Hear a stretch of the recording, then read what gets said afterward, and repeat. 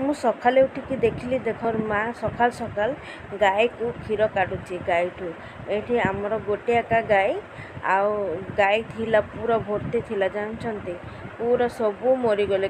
କିଛି ଦିନ ପୂର୍ବରୁ ଛୁଆ ଜନ୍ମ କରିକି ସେଦିନ ଏକା ମରିଗଲେ। କେମିତି ଖରାପ ଲାଗିବ। ଆମେ ଏଇ ମୋର ମା ଏଇ କ୍ଷୀର ଦେଇକି ଏକା ଚଲୁଛନ୍ତି, ଆଉ ତ ଆମର ଏଠି କିଛି କାମ ନାହିଁ। ଆଉ ସେ ଗାଈ ମରିଗଲେ କେମିତି ଲାଗିବ।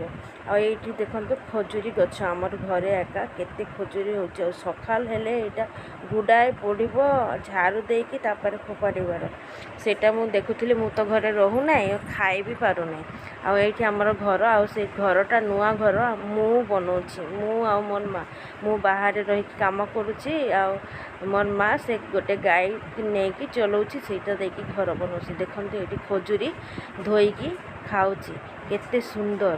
ଆଉ ଆଜିର ଭିଡ଼ିଓଟା ଏତିକି। ଯଦି ଭଲ ଲାଗିବ